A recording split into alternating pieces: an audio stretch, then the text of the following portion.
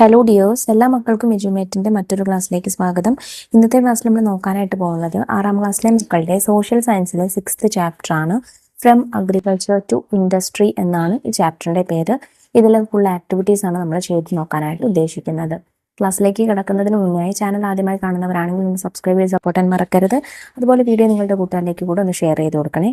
അപ്പോൾ ശരി, നമുക്ക് നേരെ ക്ലാസ്സിലേക്ക് കിടക്കാം. ക്ലാസ് തുടങ്ങുന്ന സമയത്ത്, ചാപ്റ്റർ തുടങ്ങുന്ന സമയത്ത് നിങ്ങൾക്ക് വൈലോപ്പിള്ളി ശ്രീധര മേനോന്റെ പന്തങ്ങൾ എന്ന കവിതാ സമാഹാരത്തിൽ നിന്നെടുത്ത കുറച്ച് വരികൾ തന്നിട്ടുണ്ട്. നോക്കൂ. പണ്ട് പിതാമഹർ കാട്ടിൻ നടുവിൽ ചിന്തകൾ ഉരസിടും അക്കാലം വന്നു പിറന്നിതു ചെന്നിടമേലും വാളുകണക്കൊരു തീനാളം കാടും പടലും വെണ്ണീറാക്കി കനകക്കതിരിനു വളമേകി കഠിനമിരുമ്പു കുഴമ്പാക്കി പല കരുനിര വാർത്തു പണിക്കേകി. Through this poem, Vailopilli presents how humans shaped their environment and started agriculture. അപ്പോൾ ഈ പാവത്തിൽ പറയുന്നത് ആളുകൾ അവരുടെ സമൂഹം എങ്ങനെ മെരുക്കിയെടുത്തു, എന്നിട്ട് കൃഷി എങ്ങനെ വ്യാപിപ്പിച്ചു എന്നുള്ള കാര്യങ്ങളാണ്, അല്ലെങ്കിൽ കൃഷി എങ്ങനെ തുടങ്ങി എന്നുള്ള കാര്യങ്ങളാണ്. In previous classes, we have already discussed the beginnings of agriculture and the transformation from food getting to food production, haven't we? അപ്പോൾ കഴിഞ്ഞ ക്ലാസ്സുകളിലായിട്ട് നമ്മൾ അഗ്രികൾച്ചറിൻ്റെ ആരംഭം എങ്ങനെയാണ്, അതുപോലെ ഫുഡിൻ്റെ ഗ്യാദറിങ്ങും അതുപോലെ ഫുഡ് പ്രൊഡക്ഷനും ഒക്കെ എങ്ങനെയാണെന്നൊക്കെ പഠിച്ചു അല്ലേ. In earlier times it was land and human labour that people used for agricultural production. ആദ്യകാലത്തൊക്കെ മനുഷ്യന്മാരുടെ അധ്വാനവും അതുപോലെ ഭൂമിയുമായിരുന്നു ആളുകൾ കൃഷിക്ക് വേണ്ടിയിട്ട് പ്രധാനമായിട്ടും ഉപയോഗപ്പെടുത്തിയിരുന്നത്. To increase production and to make the land fit for cultivation, intensive labor was required. അപ്പോൾ ഫുഡ് പ്രൊഡക്ഷൻ കൂട്ടാൻ വേണ്ടിയിട്ടും അതുപോലെ തന്നെ നമ്മൾ കൃഷി ഉണ്ടാക്കുന്ന ഭൂമി നിലമൊരുക്കുന്നതിനൊക്കെ വേണ്ടിയിട്ട് വളരെ വലിയ മനുഷ്യാധ്വാനം വേണ്ടി വരുന്ന കാര്യമാണ്. Eventually sharp and strong tools made of iron were used to prepare more lands for cultivation. അങ്ങനെ സാവധാനം അവരുടെ ഈ അധ്വാനത്തിന് കുറച്ച് ആശ്വാസം ലഭിച്ചു. എങ്ങനെ? അവർ നല്ല ഷാർപ്പും സ്ട്രോങ് ആയിട്ടുള്ള അയൺ ടൂൾസ്, ഇരുമ്പ് ഉപയോഗിച്ചിട്ടുള്ള ആയുധങ്ങളൊക്കെ കണ്ടുപിടിച്ചതോട് കൂടിയിട്ട് ഇതിൽ കൾട്ടിവേഷനില്ല, അതായത് വിളകളൊക്കെ ഉണ്ടാക്കുന്നതിൽ അല്ലെങ്കിൽ അഗ്രികൾച്ചറൽ മേഖലയിൽ കുറച്ചുകൂടെ ആശ്വാസം ലഭിച്ചു. This help to increase food production. ഇത് ക്രമേണ ഫുഡ് പ്രൊഡക്ഷൻ കൂട്ടാനായിട്ട് സഹായിക്കുകയും ചെയ്തു. What would have been the circumstances that led to the spread of agriculture? Discuss. കൃഷിയുടെ വ്യാപനത്തിലേക്ക് നയിച്ച സാഹചര്യങ്ങൾ എന്തൊക്കെയായിരുന്നു ഡിസ്കസ് ചെയ്യാനാണ് പറഞ്ഞിട്ടുള്ളത്. നമുക്ക് ഓരോ സിറ്റുവേഷൻസ് പോയിന്റ് വൈസ് എഴുതാം. Long ago people started observing how plants grew from seeds. ഒരുപാട് വർഷങ്ങൾക്ക് മുൻപ് അല്ലെങ്കിൽ ഒരുപാട് കാലങ്ങൾക്ക് മുൻപ് ആളുകൾ എങ്ങനെയാണ് വിത്തുകളിൽ നിന്ന് പ്ലാന്റ്സ് ഉണ്ടാവുന്നത് എന്ന് കണ്ടുപിടിച്ചു. അതായത് അവർ മണ്ണിൽ വീഴുന്ന വിത്ത് അവർ കഴിച്ച് ബാക്കിയുള്ള ഫ്രൂട്ട്സ് ഒക്കെ മണ്ണിലിടുമ്പോൾ അതിൽ നിന്ന് പുതിയ തൈകൾ മുളയ്ക്കുന്നതായിട്ട് അവരുടെ ശ്രദ്ധയിൽപ്പെട്ടു. The notice that seeds falling on the ground grew into the new plants. People began to collect seeds and plants them near their shelters. അവർ ഇങ്ങനെ ഉണ്ടാവുന്ന പ്ലാന്റ്സ് ഒക്കെ എന്ത് ചെയ്തു, ആ പ്ലാന്റ്സ് ഉണ്ടാവാൻ വേണ്ടിയിട്ട് ഇതിലുള്ള സീഡ്സ് ഒക്കെ അവരുടെ ഷെൽട്ടറിൻ്റെ അടുത്ത്, അവർ താമസിക്കുന്ന വീടിനടുത്തായിട്ടൊക്കെ അവർ നിക്ഷേപിക്കാനായിട്ട് തുടങ്ങി. Changes in climate made some area suitable for growing crops. കാലാവസ്ഥയിലുള്ള മാറ്റങ്ങൾ ചില ഏരിയകളിൽ വിളകൾ നന്നായിട്ട് ഉണ്ടാവാനായിട്ട് സഹായിച്ചു. Domestication of animals also helped in farming activities. അത് മാത്രമല്ല മൃഗങ്ങളെ ഇണക്കി വളർത്താനും മൃഗങ്ങളെ വളർത്താനൊക്കെ തുടങ്ങിയതോട് കൂടിയിട്ട് അതും ഫാമിംഗ് ആക്ടിവിറ്റീസിൽ, കൃഷി രീതിയിൽ വളരെയധികം സഹായകമായി.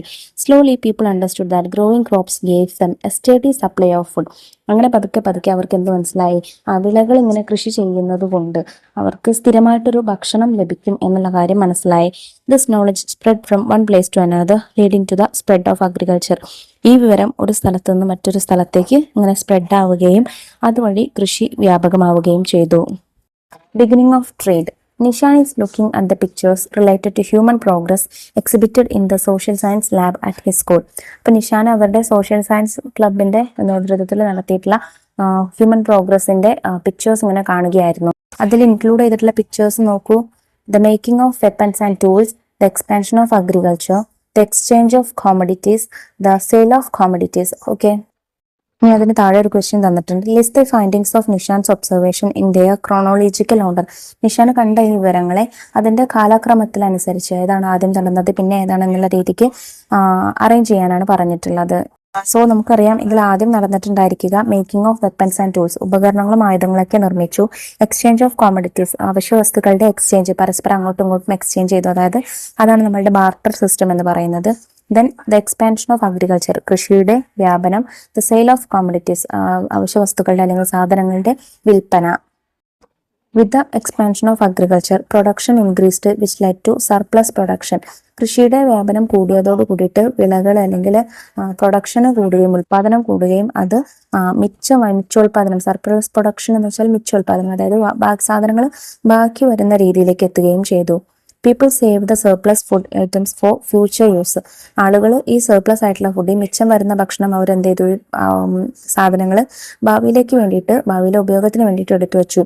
Eventually, they not only stored the food items but also handed it over to those in need. അങ്ങനെ പതുക്കെ അവർ സാധനങ്ങൾ, ബാക്കി വരുന്ന വസ്തുക്കൾ എടുത്തു വയ്ക്കുക മാത്രമല്ല പകരമായിട്ട് ആവശ്യമുള്ള ആളുകൾക്ക് അത് വിൽക്കാനും തുടങ്ങി. What was the practice of exchanging goods for other goods known as? ഒരു സാധനം ഒരാളിൽ നിന്ന് മറ്റൊരാളിലേക്ക് പരസ്പരം അങ്ങോട്ടും ഇങ്ങോട്ടും ആവശ്യമുള്ളത് എക്സ്ചേഞ്ച് ചെയ്യുന്നതിനെ നമ്മൾ എന്താ പറഞ്ഞിരുന്നത് മക്കളെ? ആ സിസ്റ്റത്തെ ബാർട്ടർ സിസ്റ്റം എന്നായിരുന്നു അല്ലേ? Earlier, this practice of exchange existed only locally. ആദ്യകാലത്തൊക്കെ ഈ ഫുഡ് ഐറ്റംസിന്റെ എക്സ്ചേഞ്ച് ഒരു പ്രദേശത്ത് മാത്രം ഒതുങ്ങി നിൽക്കുന്നതായിരുന്നു. Later it spread across regions. പതുക്കെ അത് പല മേഖലകളിലേക്കും വ്യാപിച്ചു. Gradually, for the exchange of goods, coins made of copper, silver and gold were used as a medium of exchange.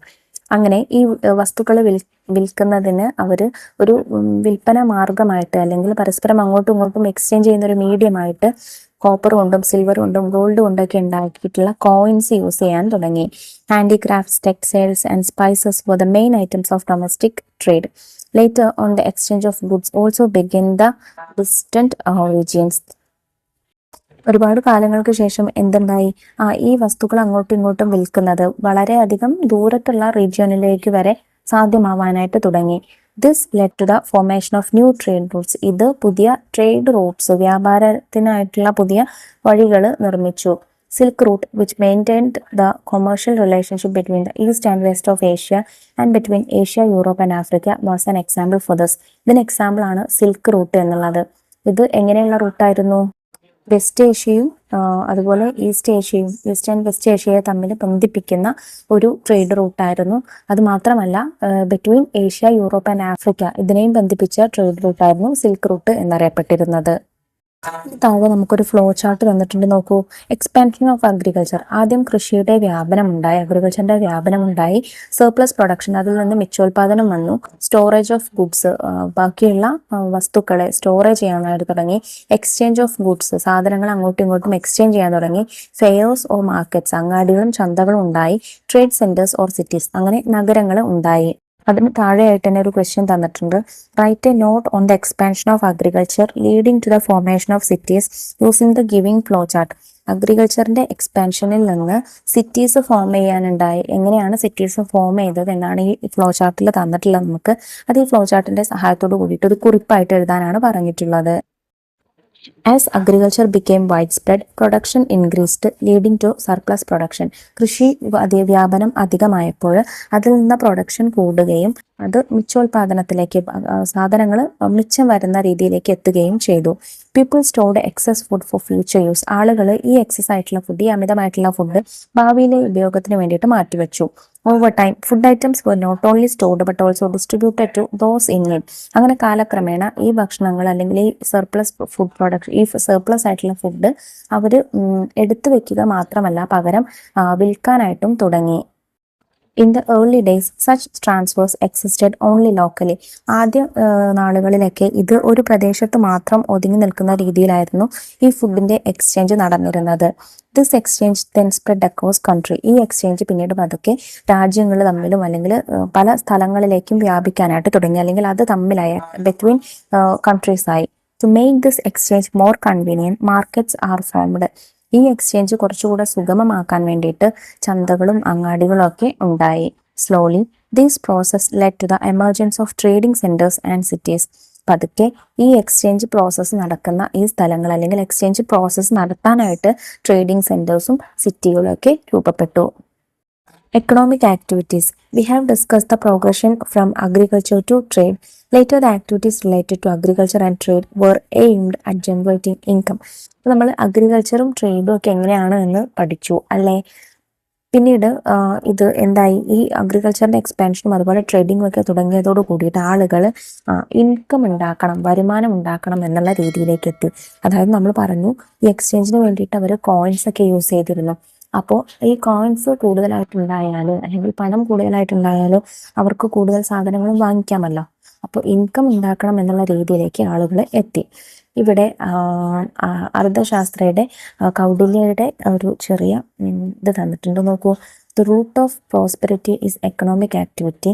The lack of it brings material distress. The absence of future economic activity endangers both current prosperity and future growth. എന്താ പറഞ്ഞിട്ടുള്ളത്? അതായത് ഒരാൾക്ക് prosperity വേണമെങ്കിൽ, അഭിവൃദ്ധി വേണമെങ്കിൽ അദ്ദേഹം എന്ത് വേണം?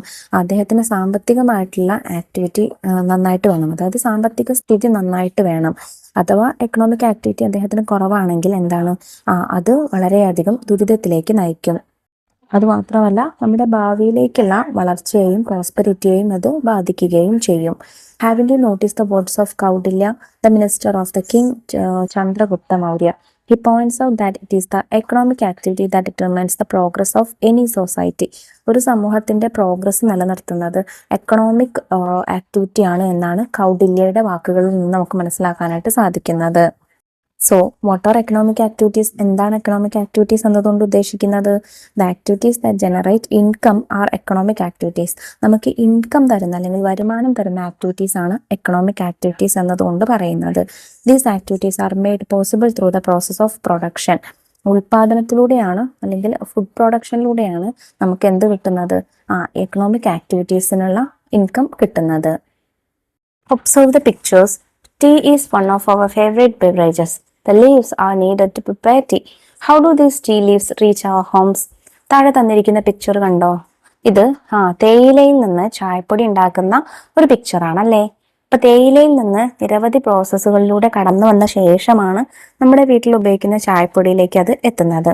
The leaves are plucked from the plants. ആദ്യം പ്ലാന്റ്സിൽ നിന്ന് അതിന്റെ ഇലകൾ എടുക്കുന്നു. They are taken to the factory and are processed into a powder.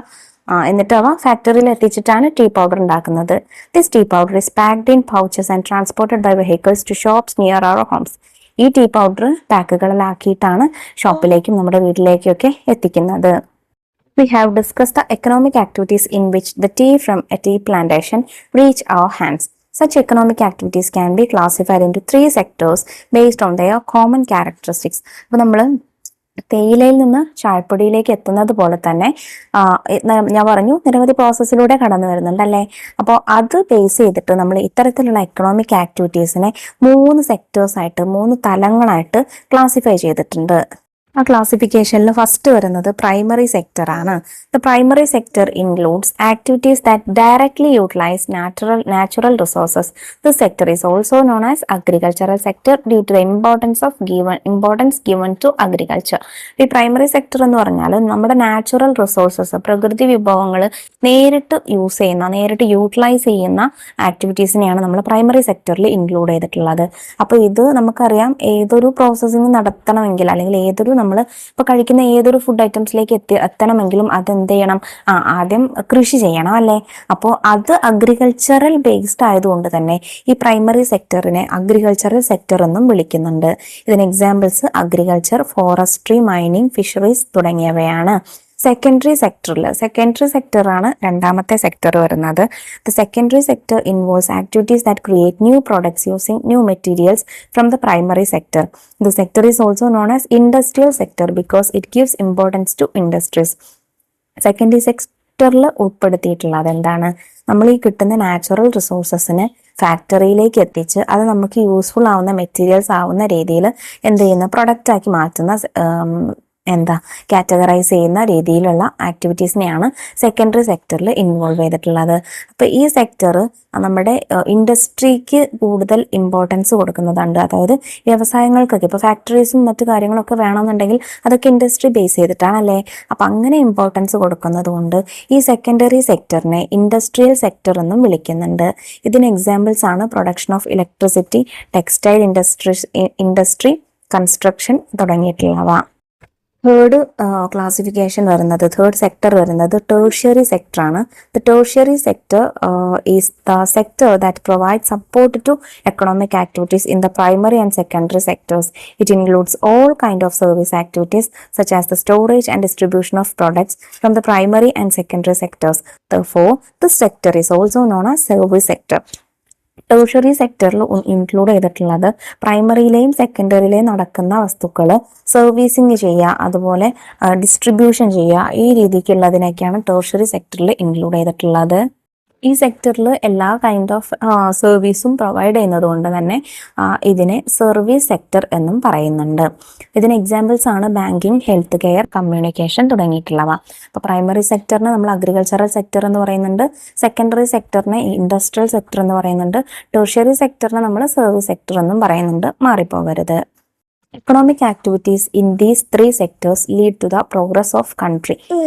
ഈ മൂന്ന് സെക്ടറിലും നടക്കുന്ന എക്കണോമിക് ആക്ടിവിറ്റീസ് ആണ് ഒരു രാജ്യത്തിന്റെ പ്രോഗ്രസ്സിലേക്ക് എന്ത് ചെയ്യുന്നത്, ലീഡ് ചെയ്യുന്നത്. Observe the pictures. താഴെ തന്നിട്ടുള്ള പിക്ചേഴ്സ് നോക്കൂ. മൈനിങ് ഉണ്ട്, അതായത് ഖനനം, പിന്നെ ഫിഷിംഗ് ഉണ്ട്, health sector, industry, construction, agriculture, production of electricity, communication, banking. ഇനി ക്വസ്റ്റ്യൻ എന്താ നോക്കൂ. List economic activities Sean in the above pictures under the following 3 categories. നമുക്ക് താഴെ 3 കാറ്റഗറീസ് ആയിട്ട് ടേബിൾ തന്നിട്ടുണ്ട്. അതിൽ ഈ പിക്ചേഴ്സിൽ കാണുന്ന ജോബ്സ് കാറ്റഗറൈസ് ചെയ്ത് എഴുതാനാണ് പറഞ്ഞിട്ടുള്ളത്. സോ ആദ്യത്തേത് പ്രൈമറി സെക്ടർ ആണ്. പ്രൈമറി സെക്ടറിൽ വരുന്നത് മൈനിങ്, ഫിഷിംഗ്, അഗ്രികൾച്ചർ ആണ്. സെക്കൻഡറി സെക്ടറിൽ വരുന്നത് industry, construction, production of electricity ആണ്. ടെർഷ്യറി സെക്ടറിൽ വരുന്നത് ഹെൽത്ത് സെക്ടർ, കമ്മ്യൂണിക്കേഷൻ, ബാങ്കിങ് തുടങ്ങിയവയാണ്. Growth of industries. N autobiography. നമുക്കിവിടെ ഒരു റബ്ബർ ഫുട്വെയറിന്റെ ഓട്ടോബയോഗ്രഫി, ആത്മകഥ തന്നിട്ടുണ്ട്. വായിച്ചു നോക്കൂ. From A hill side rubber tree soaked in rain, crowned with snow and warmed by sunlight. It was as latex that I took my first form. I was collected, mixed with acid and shaped into sheets. The dried sheet was thickened through the process of vulcanization. I became stronger when I was pressed by the heavy mold of footwear. In the workshop, with the sound of hammers and the scent of leather and rubber, I got transformed into footwear. I was beautified and taken to the market. It was at market that I made friends with humans. I became a part of several people's life journeys, on bustling city streets, in quiet villages, along mountain paths, and inside workplaces. I traveled carrying my owner's feet. അപ്പോൾ ഒരു rubber ഫുട്വെയറിന്റെ സ്റ്റോറിയാണ് autobiography എന്ന് തന്നിട്ടുള്ളത്. അപ്പോൾ ഒരു rubber ഫുട്വെയറിന്റെ ഓട്ടോബയോഗ്രഫിയാണ് നമ്മളിപ്പോൾ read ചെയ്തത്. അതായത് റബ്ബറിൽ നിന്ന് റബ്ബർ ഷീറ്റായിട്ട് പിന്നെ അത് ഷേപ്പ് ചെയ്ത് അത് അതിൻ്റെ ചപ്പലിൻ്റെ രൂപത്തിലേക്ക് എത്തി, പിന്നെ അവിടെ നിന്ന് മാർക്കറ്റിലേക്ക് പോയി, പിന്നെ ഓരോ ആളുകൾ അതിനെ വാങ്ങി അത് വില്ലേജിലും മൗണ്ടനിലും ഒക്കെ പോയ സ്റ്റോറി ഒക്കെ ഉണ്ടല്ലേ. അപ്പം അതിൻ്റെ ഒരു എക്സ്പീരിയൻസ് അല്ലെങ്കിൽ ഒരു ഓട്ടോബയോഗ്രഫി എങ്ങനെയാണ് അത് ഇന്ന് കാണുന്ന രീതിയിലേക്ക് മാറിയിട്ടുള്ളത് എന്നുള്ള ഒരു ഓട്ടോബയോഗ്രഫിയാണ് നമ്മളിപ്പോൾ റീഡ് ചെയ്തത്. അതിന് താഴെ ഒരു ക്വസ്റ്റ്യൻ തന്നിട്ടുണ്ട്. Have you read the autobiography of the rubber footwear? Similarly prepare an autobiography that includes the production stages of any other product you use and present it in the class. അപ്പോൾ ഈ rubber footwear എഴുതിയതുപോലെ തന്നെ വേറെ ഏതെങ്കിലും നിങ്ങൾ use ചെയ്യുന്ന ഏതെങ്കിലും ഒരു സാധനത്തിന്റെ ഓട്ടോബയോഗ്രഫി എഴുതാനായിട്ട് പറഞ്ഞിട്ടുണ്ട്. നിങ്ങൾക്ക് ഇഷ്ടമുള്ള ഏതെങ്കിലും വസ്തുവിന്റെ എഴുതിയാൽ മതി. ഞാനിവിടെ ബുക്കിന്റെ ഒരു ഓട്ടോബയോഗ്രഫി എഴുതി കൊടുക്കുന്നുണ്ട് കേട്ടോ. My life story is that of a tree transformed into a paper. ഒരു മരത്തിൽ നിന്ന് പേപ്പർ ഉണ്ടായ, കടലാസ് ഉണ്ടായതാണ് എൻ്റെ ബയോഗ്രഫി അല്ലെങ്കിൽ എൻ്റെ ലൈഫ് എന്ന് പറയുന്നത്.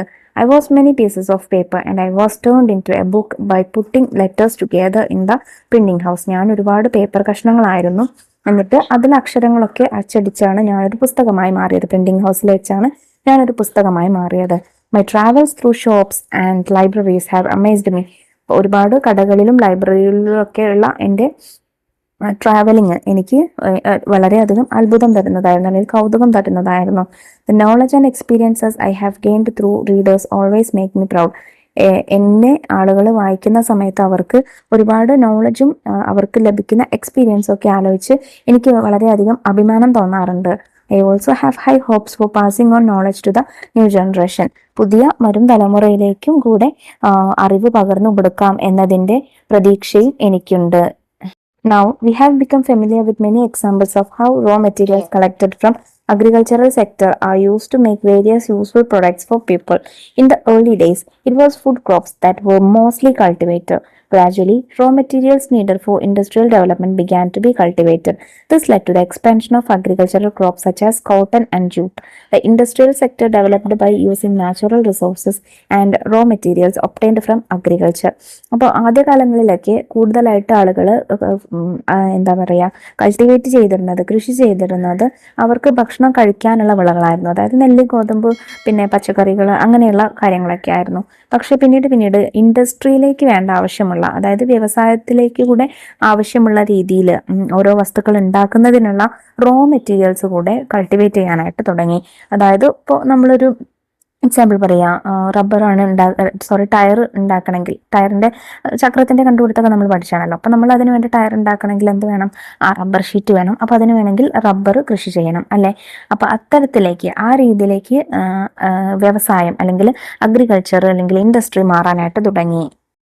അതിന് 2 എക്സാമ്പിൾസ് നമുക്ക് കൊടുത്തിട്ടുണ്ട്. ആദ്യത്തേത് നോക്കൂ, ബാംബൂവിൽ നിന്ന്, മുളയിൽ നിന്ന് പേപ്പർ റോൾ ഉണ്ടാക്കുന്നു. പിന്നെ ഈ പേപ്പർ റോളിൽ നിന്ന് നോട്ട്ബുക്ക് ഉണ്ടാക്കുന്നു. ഇപ്പൊ നോട്ട്ബുക്ക് വേണമെന്നുണ്ടെങ്കിൽ എന്ത് നമ്മൾ കൾട്ടിവേറ്റ് ചെയ്യണം? ബാംബൂസ് കൾട്ടിവേറ്റ് ചെയ്യേണ്ട ആവശ്യമായിട്ട് വന്നു.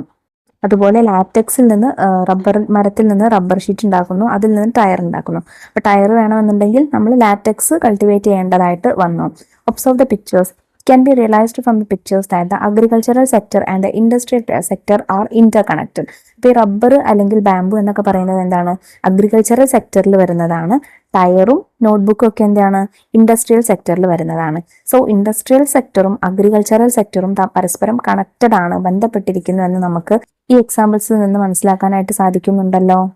The tertiary sector provides the services required for the primary and secondary sectors.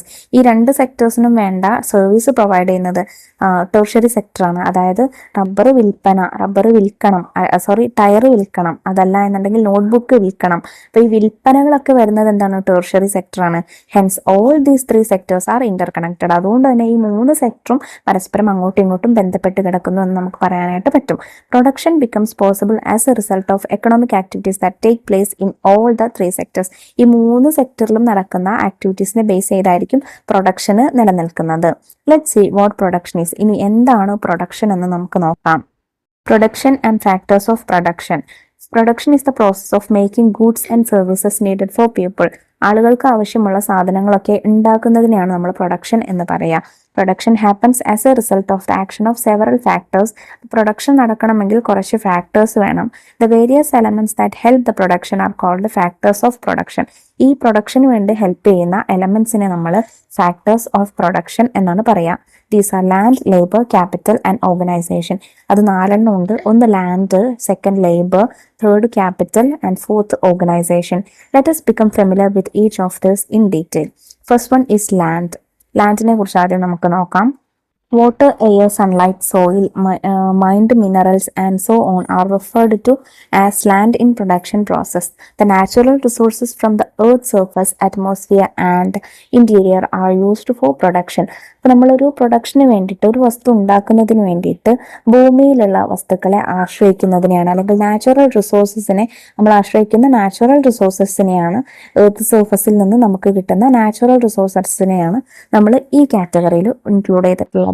അതിന് എക്സാമ്പിൾസ് ആണ് water, air, sunlight, soil, mind minerals, പിന്നെ അതുപോലെ തന്നെ call, rock, forest resources, wind നമ്മൾ യൂസ് ചെയ്യുന്നത് വിൻഡ്മില്ലിലൊക്കെ. ഇപ്പോൾ വിൻഡ്, ഇതൊക്കെ ലാൻഡ് ഫാക്ടേഴ്സ്, പ്രൊഡക്ഷൻ ഫാക്ടറിൽ വരുന്ന ഫാക്ടേഴ്സ് ഓഫ് പ്രൊഡക്ഷനിൽ വരുന്ന, ലാൻഡിൽ വരുന്ന എക്സാമ്പിൾസ് ആണ്. ഇനി അതിന്റെ താഴെ നമുക്കൊരു ക്വസ്റ്റ്യൻ തന്നിട്ടുണ്ട്. Identify other natural resources used in the production process in addition to those shown in the pictures and complete the list. നമുക്ക് ഈ പിക്ചറിൽ തന്നിട്ടുള്ളതല്ലാത്ത മറ്റ് നാച്ചുറൽ റിസോഴ്സസ് ഏതൊക്കെയുണ്ടോ അത് എഴുതാനാണ് പറഞ്ഞിട്ടുള്ളത്. 2 അവിടെ തന്നിട്ടുണ്ട്. ഒന്ന് പെട്രോളിയം, പിന്നെ മെറ്റൽസ്, അതുപോലെ നമുക്ക് നാച്ചുറൽ ഗ്യാസ് അല്ലെങ്കിൽ ഫോസിൽ ഗ്യാസ് എഴുതാം, പിന്നെ സൺലൈറ്റ് എഴുതാം. സെക്കൻഡ് ഫാക്ടറാണ് ലേബർ, അതായത് തൊഴിൽ അല്ലെങ്കിൽ തൊഴിലാളി. Okay, the use of manpower of workers in the production process is called labour. നമ്മളുടെ ഒരു ഒരു പ്രൊഡക്ഷൻ നടക്കണമെങ്കിൽ ആ പ്രൊഡക്ഷനിൽ ഒരുപാട് ആളുകളുടെ അധ്വാനമായി ആവശ്യമായിട്ട് വരുന്നുണ്ടല്ലേ. അപ്പോൾ ഇതിനെയാണ് നമ്മൾ ലേബർ എന്ന് പറയാം. Workers become part of the production process using their physical and intellectual capabilities. അപ്പോൾ ഇതിലുള്ള തൊഴിലാളികൾ, വർക്കേഴ്സ്, അവരുടെ ഫിസിക്കൽ കേപ്പബിലിറ്റിയും അതുപോലെ ഇന്റലക്ച്വൽ കേപ്പബിലിറ്റിയും ഇതിനു വേണ്ടിയിട്ട് യൂട്ടിലൈസ് ചെയ്യുന്നുണ്ട്. Those who get rewarded for their work are considered as laborers. ഈ ലേബറിൽ ഒരു തൊഴിലെടുക്കുന്നതിൽ അതിൽ സാലറി അല്ലെങ്കിൽ ഇൻകം കിട്ടുന്ന ആളുകളെ നമ്മൾ ലേബേഴ്സ് എന്നാണ് വിളിക്കുക. Having you met the people in various employment in your locality, find out the characteristics of their employment. ഇനി നിങ്ങളുടെ നാട്ടിൽ നിങ്ങളുടെ പ്രദേശത്ത് ഒരുപാട് വേരിയസ് ആയിട്ടുള്ള തൊഴിലുകൾ ചെയ്യുന്ന തൊഴിലാളികൾ ഉണ്ടായിരിക്കും അല്ലെ. അവരുടെ ഓരോ തൊഴിലും ചെയ്യുന്ന തൊഴിലാളികൾക്കുള്ള ക്യാരക്ടറിസ്റ്റിക്സ് എന്തൊക്കെയാണെന്ന് അന്വേഷിച്ച് എഴുതാനായിട്ട് പറഞ്ഞിട്ടുണ്ട്. നിങ്ങളുടെ നെയ്ബേഴ്സിനോടോ അല്ലെങ്കിൽ നിങ്ങളുടെ ഫാമിലി മെമ്പേഴ്സിനോടോ ഒക്കെ ചോദിച്ചിട്ട് നിങ്ങൾക്കത് എഴുതി കൊടുക്കാവുന്നതാണ്. നെക്സ്റ്റ് ഫാക്ടർ വരുന്നത് ക്യാപിറ്റൽ ആണ്. ക്യാപിറ്റൽ എന്ന് വെച്ചാൽ മൂലധനം. Okay, the production process of any product requires capital. Capital refers to the wealth and resources used to produce goods and services. ഇപ്പോൾ ഒരു പ്രൊഡക്റ്റ് ഉണ്ടാക്കണമെങ്കിൽ അതിന് വേണ്ട ഗുഡ്സിൻ്റെയും സർവീസസിനെയും ഒക്കെ എന്ത് വേണം? ഇത് വേണം അല്ലേ, പണം വേണം. ഓക്കെ, വെൽത്ത് ഒന്നിക്കൽ സമ്പത്ത് അല്ലെങ്കിൽ അതിനുള്ള റിസോഴ്സസ് വേണം. അപ്പം ഇതിനെയാണ് നമ്മൾ ക്യാപിറ്റൽ എന്ന് പറയാം.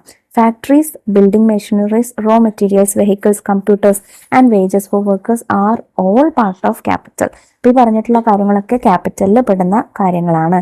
ഇനി ഫോംസ് ഓഫ് ക്യാപിറ്റൽസ്, അതായത് ക്യാപിറ്റൽ പലതരത്തിലുണ്ട്.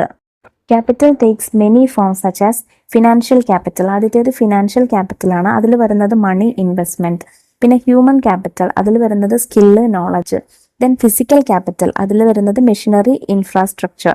ആൻഡ് നാച്ചുറൽ ക്യാപിറ്റൽ, അതിൽ വരുന്നത് റിസോഴ്സസ് ആൻഡ് എൻവയൺമെന്റ്. അപ്പോൾ നമുക്കൊരു പ്രൊഡക്റ്റ് ഉണ്ടാക്കണമെങ്കിൽ അതിന് വേണ്ട എല്ലാ സംഭവങ്ങളും എന്തിൽ വരും? ക്യാപിറ്റലിൽ വരും. ലാസ്റ്റ് ഫാക്ടറാണ് ഓർഗനൈസേഷൻ. അതായത് നമ്മൾ നടത്തുന്ന ഈ പ്രോസസ്സ് എല്ലാം കൂടി ഓർഗനൈസ് ചെയ്തു പോകണമെങ്കിൽ അതിനൊരു ഓർഗനൈസേഷൻ വേണം. Organisation is the coordination of factors of production such as land, labour and capital. ഇപ്പോൾ ലാൻഡ്, ലേബർ, ക്യാപിറ്റൽ ഈ 3 പ്രൊഡക്ഷൻ ഫാക്ടേഴ്സിനെയും കോർഡിനേറ്റ് ചെയ്ത് കൊണ്ടുപോകുന്നതിനെയാണ് നമ്മൾ ഓർഗനൈസേഷൻ എന്ന് പറയാം. Those who work for this are known as organizers or entrepreneurs. അപ്പോൾ ഇതിൽ work ചെയ്യുന്ന ആളുകൾ അല്ലെങ്കിൽ ഇത് ലീഡ് ചെയ്യുന്ന ആളുകളെ ഓർഗനൈസേഴ്സ് അല്ലെങ്കിൽ ഓൺട്രപ്രണേഴ്സ് എന്നാണ് പറയാറ്. Forming a new business idea, raising the necessary capital and implementing that idea are part of organization. ഓർഗനൈസേഷന്റെ ഭാഗമാണ് എന്ത്? ഒരു ബിസിനസ് ഐഡിയ പുതുതായിട്ട് തുടങ്ങുക, അതുപോലെ മൂലധനം നമ്മുടെ ക്യാപിറ്റലിന്റെ ആവശ്യകത ഉയർത്തുക, അല്ലെങ്കിൽ പുതിയ ഐഡിയ ഒരു ഐഡിയ ഒരു ബിസിനസ്സിൽ ഇംപ്ലിമെന്റ് ചെയ്യുക, കൊണ്ടുവരിക എന്നുള്ളതൊക്കെ ഈ ഓർഗനൈസേഷന്റെ ഭാഗമായിട്ട് വരും. When the factors of production work together, production takes place and products are made. ഈ 4 ഫാക്ടേഴ്സും അതായത് ലാൻഡ്, ലേബർ, ക്യാപിറ്റൽ, ഓർഗനൈസേഷൻ, ഇത് 4 പരസ്പരം ബന്ധപ്പെട്ട് കിടക്കുന്നതാണ്. ഇത് 4 നല്ലതുപോലെ കൊണ്ടുപോയാൽ മാത്രമേ നമുക്ക് പ്രൊഡക്ട്സ് നല്ലതുപോലെ ഉണ്ടാക്കാനായിട്ട് പറ്റുള്ളൂ.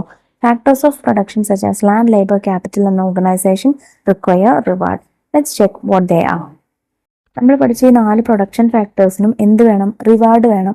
അതായത് ഇപ്പോൾ തൊഴിൽ ചെയ്യുന്നവർക്ക് തൊഴിലാളികൾക്ക് കൂലി കൊടുക്കണം, ലാൻഡ് കൊടുക്കുകയാണെങ്കിൽ അതിന് റെന്റ് കൊടുക്കണം, അങ്ങനെയുള്ള കുറേ കാര്യങ്ങളുണ്ട് അല്ലേ. അപ്പോൾ ഏതൊക്കെയാണെന്ന് നോക്കാം. ഒരാൾ ലാൻഡ് കൊടുക്കുകയാണെങ്കിൽ അതിന് നമ്മൾ റെന്റ് കൊടുക്കണം. ലേബർ ആണെങ്കിൽ, അതായത് തൊഴിൽ ചെയ്യുകയാണെങ്കിൽ അതിന് വേജസ് കൊടുക്കണം, വേതനം കൊടുക്കണം.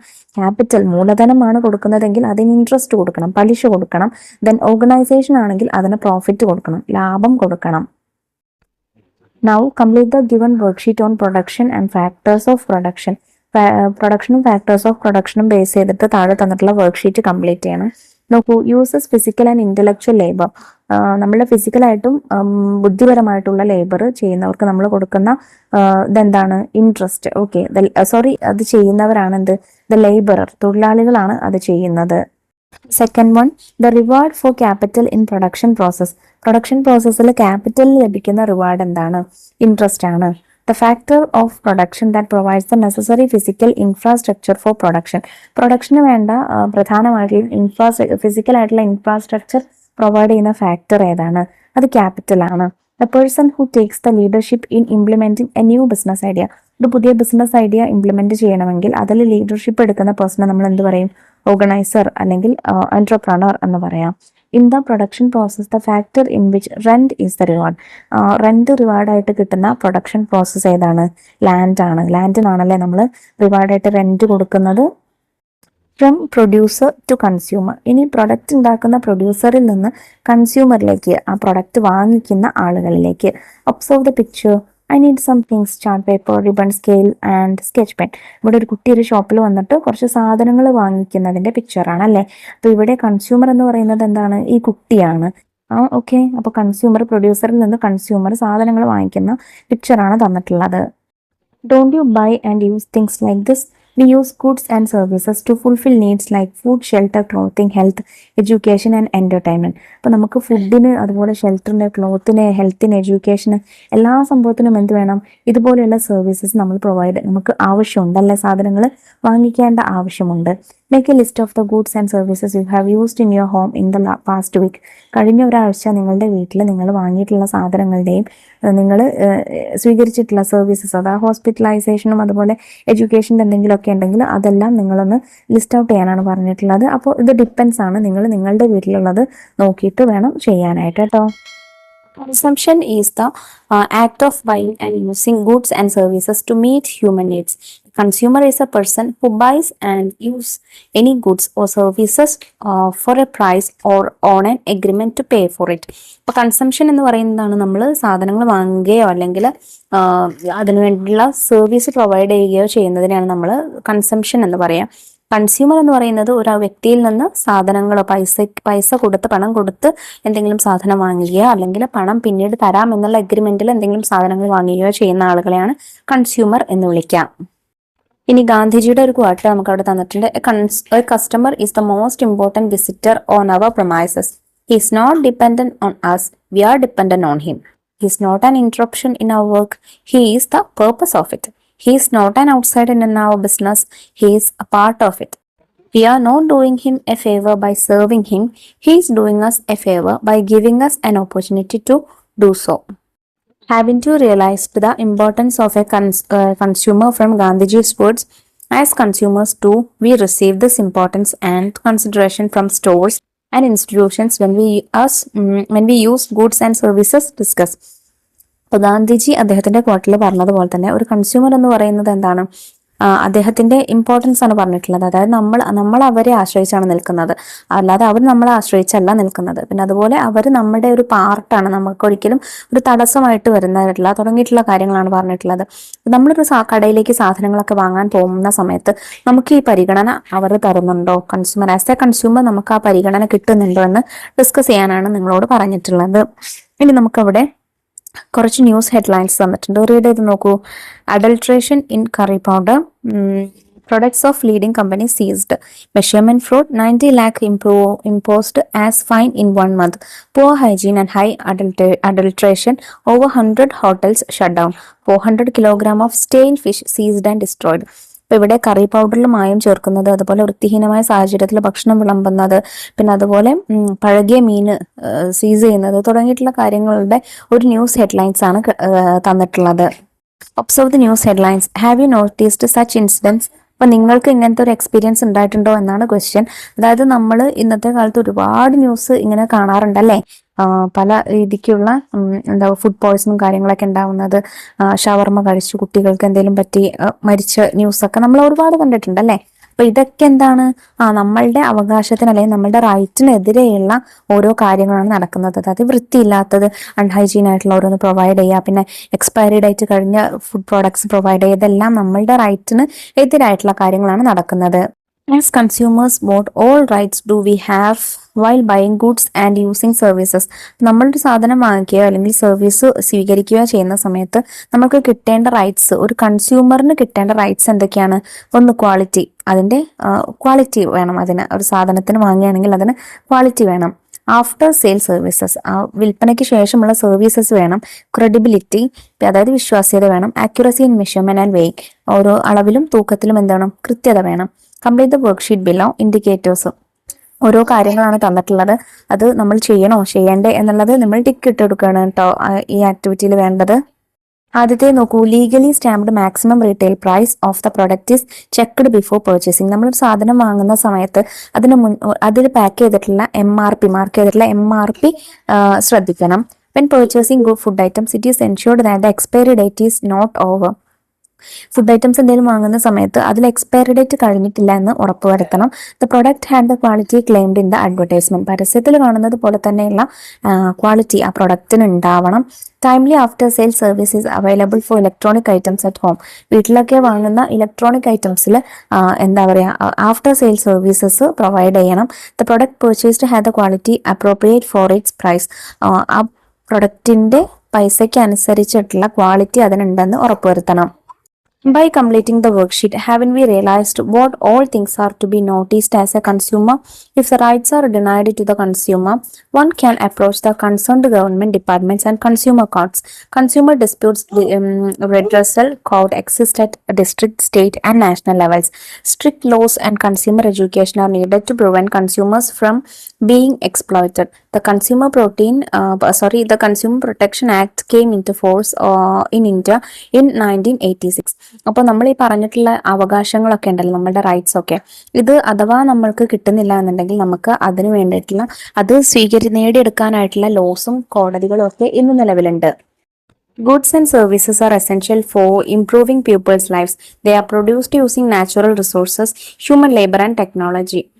Factors such as production, surplus production, exchange system, the impact of technology, and market growth influence economic progress.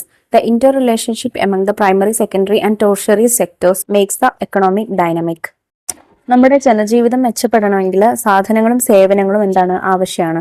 അതല്ല, പ്രകൃതി വിഭവങ്ങളും മനുഷ്യാധ്വാനവും സാങ്കേതിക വിദ്യയും ഉപയോഗപ്പെടുത്തിയാണ് സാധനങ്ങളും അതുപോലെ സേവനങ്ങളും നമ്മൾ ഉൽപ്പാദിപ്പിക്കുന്നത്.